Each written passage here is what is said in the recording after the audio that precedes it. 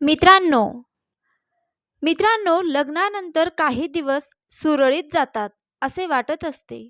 पण खरे तर हे एकमेकांचे अंदाज घेणे, स्वभाव समजून घेणे, आवडीनिवडी समजून घेणे, बारकावे समजून घेणे, मग आर्थिक स्थिती, मानसिक स्थिती असेल, व्यावसायिक असेल, नोकरीमध्ये कोणत्या प्रकारचे काम, तसेच घरी स्वयंपाक, टापटीप इतर गोष्टीमधले बारकावे, आपल्या माणसांना देण्यात येणारी वागणूक असेल किंवा स्वतःला असेल किंवा जोडीदारामधले संबंध, याची जाणीव सुरुवातीच्या काही दिवसानंतर खूप क्लॅरिटी येते. पण लग्नानंतर त्यात बदल करणे अवघड असते. तरीही जुळवून घेण्याचे, एकमेकांना संधी देण्याचे प्रयत्न खूप केले जातात. पण कुठेतरी या क्षमता संपतात. मग कुठेतरी आपला आनंद आणि सुख शोधण्याचा प्रयत्न केला जातो. बऱ्याचदा लग्नानंतर दुसऱ्याशी प्रेम जुळत असते. त्यातही बरेचदा लग्नापूर्वी आवडणारी व्यक्ती असेल, संपर्कात, मैत्रीमध्ये असेल, काही वेळेस प्रेम व्यक्त करण्याचे राहूनच गेलेले असेल, तर ती व्यक्तीही असू शकते. काही वेळेस शिक्षण, नोकरी यातून दूर गेलेली व्यक्ती परत आल्यावरही मग हे आकर्षण वाढून प्रेमात रूपांतर होते. मुळात प्रेमात रूपांतर होते म्हणण्यापेक्षा जुने प्रेम परत गवसते. तर काही वेळेस लग्नानंतर आधी माहिती नसणारी पण तेव्हा संपर्कात येणारी, जिचे बोलणे कधी दिला जाणारा सॉफ्ट कॉर्नर, भावनिकदृष्ट्या ओळख आणि मग तेव्हा दुःखावर मारलेले फुंकार, हेही असू शकतात. किंवा रोजचा ऑफिस घरात सहवास, यातून एक आकर्षण निर्माण होते आणि त्याचे रूपांतर प्रेमात होते. लग्नानंतर दुसऱ्याशी प्रेम जुळत असल्यास तो प्रसंग कसा हाताळावा? मित्रांनो, काळजीपूर्वक ऐका. अर्थातच लग्नानंतरचे प्रेम जेव्हा होते, ते अविवाहित पुरुष असो, अविवाहित स्त्री बरोबर असो किंवा विवाहित असो, यात मर्यादा या नक्कीच येतात. कारण कायदा, समाज, नातेवाईक, सासर, माहेर हे महत्त्वाचे, या सगळ्यांपासून लपून छपून या गोष्टी कराव्या लागतात. मग एकमेकांच्या बरोबर बोलणे असो, भेटणे असो, सहवास असो किंवा त्या पलीकडे जाऊन शारीरिक आकर्षण आणि शारीरिक संबंध, जरी ते आधीच्या पार्टनरपेक्षा आनंदी आणि सुखकारक असतील, तरीही या गोष्टी चोरून कराव्या लागतात. त्यातही मर्यादाच. बंधने हे असतातच. एकमेकांच्या नोकरी, व्यवसाय, प्रायोरिटी, आधी त्यांचे कुटुंब येते. त्यांच्या गरजा, त्यांच्याकरिता वेळ, त्यांच्याकरिता कर्तव्ये केली जातात. काही वेळेस पुरुषांचे त्याच्या बायकोसोबत चांगले नाते, शारीरिक संबंधही असतात. पण प्रत्येक पुरुषाला नाविन्याची ओढही असतेच. त्यात नवीन कोणी आली तर तिच्याबरोबर संबंध येतात, तेव्हा अनेक वेळा गोष्टी लपविणे अवघड जाते.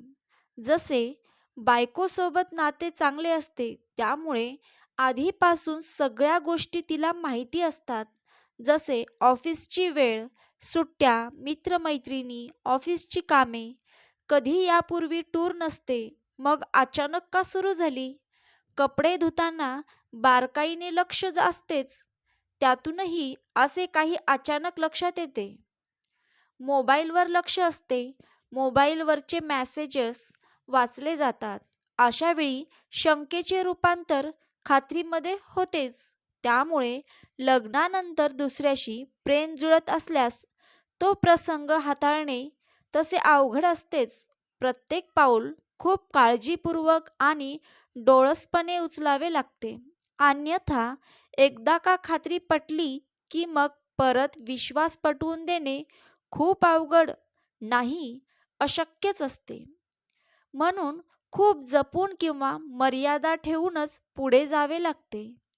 दुसरी गोष्ट आहे, लग्नानंतर दुसऱ्याशी प्रेम जुळत असल्यास तो प्रसंग कसा हाताळावा. तर आपल्याला जेव्हा जाणीव होऊ लागते की आपले लग्नानंतर दुसऱ्याशी प्रेम जुळू लागले आहे, तेव्हा त्याच क्षणी स्पष्ट सांगून दूर व्हावे. कारण त्या क्षणिक गोष्टीत अडकून पुढे जाण्याचे निर्णय घेतले तरी प्रॅक्टिकली हे नाते कधीच पूर्णत्वास येणे शक्य नसते. व्यावहारिक, मानसिक, कौटुंबिक, शारीरिकदृष्ट्या विचार केला तर स्पष्ट जाणवेल की आपल्याला एकमेकांना पाहिजे तेव्हा वेळ देणे हे शक्यच नाही, अशक्य गोष्ट आहे. स्वतःची जबाबदारी सोडून प्रत्येक वेळेस भेटणे, बोलणे, शारीरिक संबंध हे कोणी ॲक्सेप्ट करणारच नाही आणि रोज या गोष्टी शक्यच नाहीत.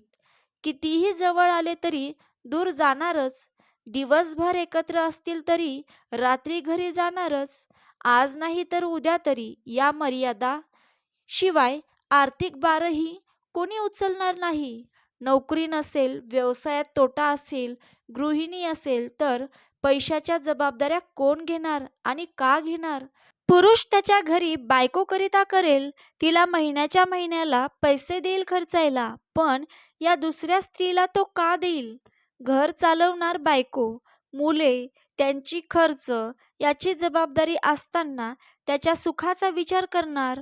तो सोडून किंवा त्यात काटकसर बचत करून या प्रेमात पडलेल्या स्त्रीला तो कधीच पैसे देणार नाही खर्चायला. तो विचारही येणार नाही. कृती तर दूरच. सगळ्याच गोष्टीच्या मर्यादा असतील तर मग मात्र लग्नानंतर दुसऱ्याशी प्रेम जुळत असल्यास तो प्रसंग हाताळताना भावनिक किंवा शारीरिक आकर्षण याचे विचार न करिता केवळ व्यावहारिक गोष्टी, तार्किक गोष्टीवर भर द्यावा आणि पुढे जाण्यापूर्वीच तिथेच थांबावे आणि अंतर ठेवावे. मित्रांनो, तिसरी महत्त्वाची गोष्ट आहे, लग्नानंतर दुसऱ्याशी प्रेम जुळतं आणि प्रेम जुळत असल्यास आधीच काही गोष्टी खूप स्पष्टपणे बोलून घ्याव्यात. उगीच जमणार नसतील तर त्या गोष्टींना होकार देऊ नये. क्लॅरिटी असेल तर त्यामुळे त्यातल्या त्यात मर्यादा, बंधने आणि भावना यावर नियंत्रण ठेवण्यास मदत होते आणि अवास्तव अपेक्षाही वाढत नाहीत. मित्रांनो, चौथी महत्त्वाची गोष्ट आहे, अवास्तव अपेक्षा न ठेवता जेवढी नेमून दिलेली भूमिका असेल तेवढीच पार पाडावी. हे म्हणणे सोपे असते, परंतु समजणे आणि जमणे त्याहूनही खूप अवघड असते.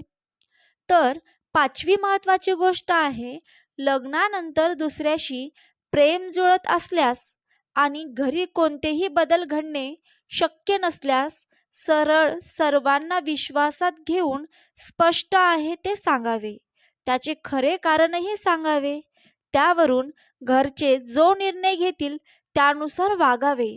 जसे त्यांना माहिती असते की काही झाले तरी हे लग्नानंतरचे प्रेम टाळता येणे शक्य नाही.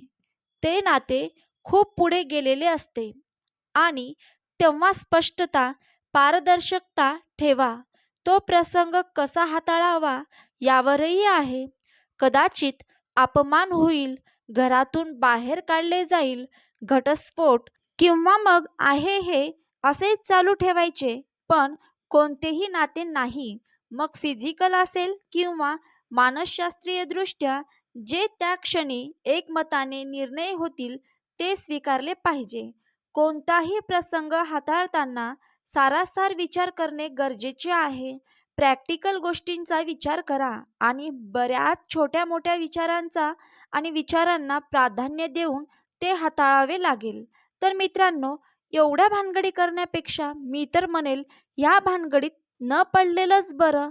दुरूनच राम राम. मित्रांनो, आजची माहिती तुम्हाला कशी वाटली मला कमेंट करून सांगा. व्हिडिओ जर आवडला असेल तर प्लीज चॅनलला सबस्क्राईब करा, व्हिडिओला लाईक करा व बेल आयकॉन प्रेस करायला विसरू नका, ज्यामुळे माझे रोज नवनवीन व्हिडिओ तुम्हाला पाहायला मिळतील. Thanks for watching.